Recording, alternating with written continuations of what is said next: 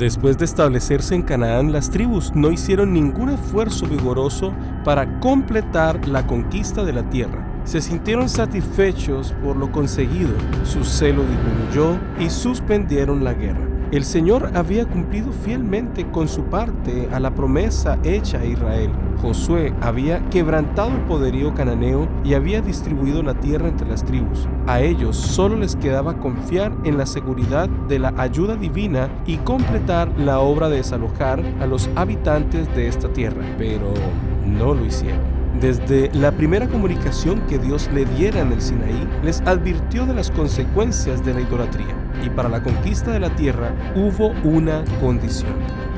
Porque si guardareis cuidadosamente todos estos mandamientos que yo os prescribo para que los cumpláis, y si amareis a Jehová vuestro Dios, andando en todos sus caminos y siguiéndole a él, Jehová también echará de delante de vosotros a todas estas naciones, y desposeeréis naciones grandes y más poderosas que vosotros. Mientras no se extinguió la generación que había recibido instrucción de Josué, la idolatría hizo poco progreso.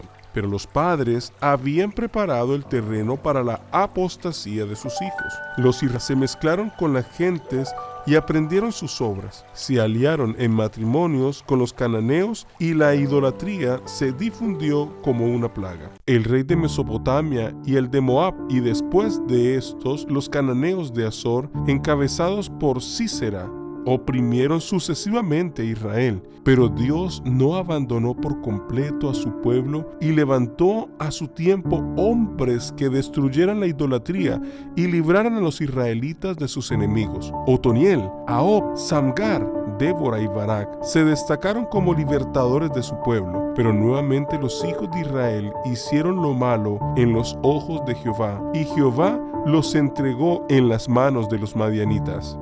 Si quieres conocer sobre la cronología de los jueces de Israel, te dejaré un enlace en la parte superior izquierda. Había un hombre muy ocupado que trabajaba en secreto y en silencio. Había ocultado una pequeña cantidad de cereal y, no atreviéndose a trillarlo en la era ordinaria, había recurrido a un sitio cercano al lagar. Pues como faltaba mucho para que las uvas estuviesen maduras, los viñedos recibían muy poca atención por parte de los madianitas. Este hombre era Gedeón, que mientras hacía su trabajo, pensaba en la situación adversa que pasaba el pueblo de Dios. De pronto el ángel de Jehová le apareció y le dijo: Jehová está contigo, varón esforzado y valiente. Ah, Señor mío, si Jehová está con nosotros, ¿por qué nos ha sobrevenido todo esto? ¿Y dónde están todas sus maravillas que nuestros padres nos han contado diciendo: no nos sacó Jehová de Egipto? Y ahora Jehová nos ha desamparado y nos ha entregado en mano de los madianitas. El mensajero celestial le dijo: Ve con esta tu fuerza y salvarás a Israel de la mano de los madianitas. ¿No te envío yo? Gedeón deseaba una señal de que el que ahora le hablaba era el ángel del pacto, el cual en lo pasado había obrado en favor de Israel. Gedeón rogó al ángel de Jehová que permaneciese con él como huésped. Dirigiéndose apresuradamente a su tienda, preparó de su escasa provisión un cabrito y panes sin levadura, todo lo cual trajo luego y lo puso ante el mensajero divino. Y éste le mandó: toma la carne y los panes sin levadura y ponlos sobre esta peña. Gedeón lo hizo, y entonces recibió la señal que había deseado. Con el cayado que tenía el ángel en su mano, tocó la carne y los panes ácimos, y una llama de fuego que brotó de la roca consumió el sacrificio. Luego el ángel desapareció de su vista. Gedeón debía limpiar el pueblo de la idolatría. Su padre había construido un altar a Baal y junto a él había una imagen de Acera. Gedeón tomó 10 hombres de sus siervos para cumplir con el mandato. Temiendo a su familia y a la gente del lugar, derribó el altar a Baal, cortó la imagen de Acera de noche y construyó un altar a Jehová con un respectivo sacrificio. Grande fue la ira de los habitantes de Ofra cuando llegaron a la mañana siguiente para rendir sacrificio a Baal. Pero gracias a la sabia intervención de Joás, hubo paz en Ofra. Aquel día Gedeón fue llamado Jerobaal, esto es, contienda Baal contra él, por cuanto derribó su altar. Entonces el espíritu de Jehová vino sobre Gedeón, y cuando éste tocó el cuerno, los abiseeritas se reunieron con él, y envió mensajeros por todo Manasés, y ellos también se juntaron con él. Asimismo envió mensajeros a Aser, a Zabulón, a Neftalí, los cuales salieron a encontrarles. Gedeón no se atrevió a encabezar el ejército sin tener pruebas adicionales de que Dios le había llamado para esta obra y de que estaría con él. Por tanto rogó al Señor así: yo pondré un vellón de lana en la era, y si el rocío estuviere en el vellón solamente, quedando seca toda la tierra, entonces entenderé que salvarás a Israel por mi mano, como lo has dicho. Por la mañana el vellón estaba mojado, en tanto que la tierra estaba seca. Sintió sin embargo una duda. Puesto que la lana absorbe naturalmente la humedad cuando la hay en el aire, la prueba no era tal vez decisiva. Por consiguiente, rogando que su extrema cautela no desagradara al Señor, pidió que la señal se invirtiera. Le fue otorgado lo que pidió. 32,000 hombres se unieron en el ejército para enfrentar las tropas enemigas, que contaban con 135,000 soldados dispuestos para la batalla. Mas Dios dijo a Gedeón: el pueblo que está contigo es mucho para que yo entregue a los madianitas en su mano. No sea que se alabe Israel contra mí, diciendo: mi mano me ha salvado. Se dio anuncio de que quienes tuvieran temor para la batalla se devolvieran, y la respuesta fue que 20,000 de las huestes de Israel regresaron. Nuevamente Dios habló a Gedeón: aún es mucho el pueblo, llévalos a las aguas, y allí te los probaré, y del que yo te diga, vaya este contigo, irá contigo, mas de cualquiera que yo te diga, este no vaya contigo, el tal no irá. Fueron llevados a las aguas, y Jehová habló a Gedeón: cualquiera que lamiere las aguas con su lengua como lame el perro, a aquel pondrás aparte. Asimismo, a cualquiera que se doblare sobre sus rodillas para beber. Solo 300 cumplían la característica demandada por Dios. El éxito no depende del número, tanto puede Dios libertar por medio de pocos como de muchos. No le honra tanto el gran número como el carácter de quienes le sirven. Gedeón tembló cuando pensó en el combate del día siguiente. Pero Dios le habló durante las horas de la noche, y mandándole bajar con Fara, su asistente, al campamento de los madianitas, le dio a entender que allí oiría algo que lo alentaría. Fue, y mientras esperaba en la oscuridad y el silencio de la noche, oyó a un soldado relatar un sueño a su compañero.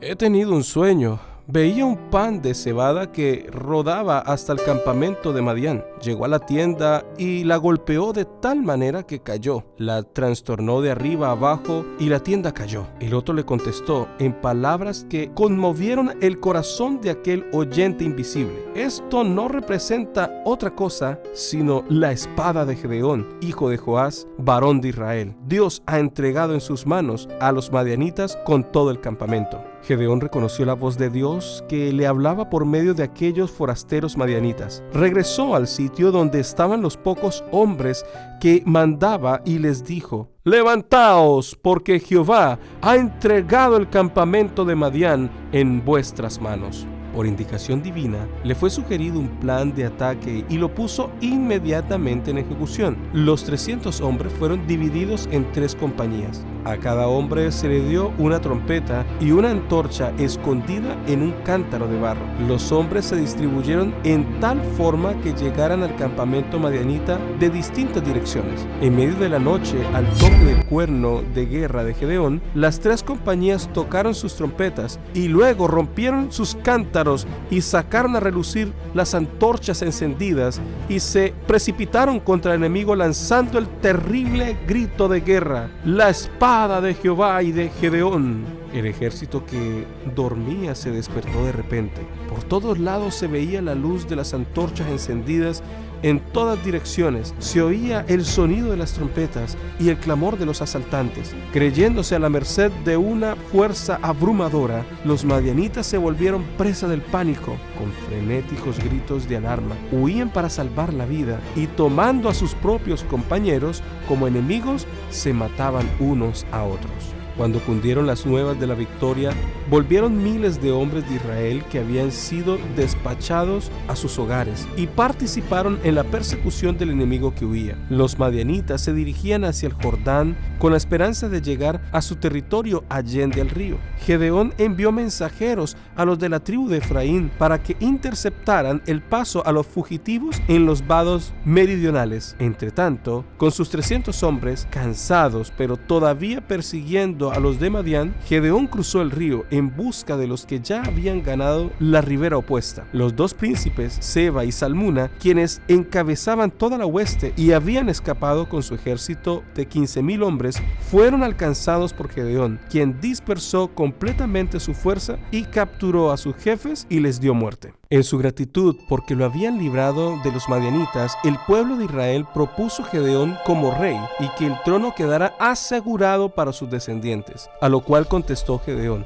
no seré señor sobre vosotros, ni lo será mi hijo. Jehová será vuestro señor. Pero Gedeón se dejó extraviar por otro error que acarreó el desastre sobre su casa y sobre todo Israel, por el hecho de que se le había mandado que ofreciera un sacrificio sobre la roca donde el ángel se le había aparecido. Gedeón concluyó que se le había designado para que oficiara como sacerdote. Sin esperar la aprobación divina, decidió proveerse de un lugar apropiado e instituir un sistema de culto semejante al que se practicaba en el tabernáculo. Gracias a la intensidad del sentimiento popular, no encontró dificultad alguna para realizar su proyecto. A pedido suyo, le fueron entregados como su parte del botín de guerra todos los zarcillos de oro, prendas de vestir ricamente adornadas de los príncipes de Madián. Del material que se obtuvo en esta forma, Gedeón hizo un efod y un pectoral que imitaban los usados por el sumo sacerdote. Su conducta resultó ser un lazo para él y su familia, así como para todo Israel. El culto ilícito indujo finalmente a mucha gente a abandonar por completo al Señor y a servir a los ídolos. Después de la muerte de Gedeón, muchos, inclusive su propia familia, participaron en esta apostasía. El pueblo fue apartado de Dios por el mismo hombre que una vez había destruido su idolatría. Después de la muerte de Gedeón, no se acordaron los hijos de Israel de Jehová su Dios, que los había librado de todos los enemigos de su alrededor, ni se mostraron agradecidos con la casa de Jeroboam, o sea, Gedeón, conforme a todo el bien que él había hecho a Israel. Olvidándose de todo lo que debían a Gedeón, su juez y libertador, el pueblo de Israel aceptó por rey a su hijo ilegítimo, Abimelech, quien, para poder sostenerse en el poder, asesinó a todos menos a uno de los hijos legítimos de Gedeón. Cuando los hombres desechan el temor de Dios, no tardan en alejarse del honor y la integridad. El aprecio por la misericordia del Señor lo guiará a apreciar a aquellos que, como Gedeón, han sido empleados como instrumentos para beneficiar a su pueblo. El cruel proceder de Israel hacia la casa de Gedeón era lo que podía esperarse de un pueblo que manifestaba tan enorme ingratitud hacia Dios.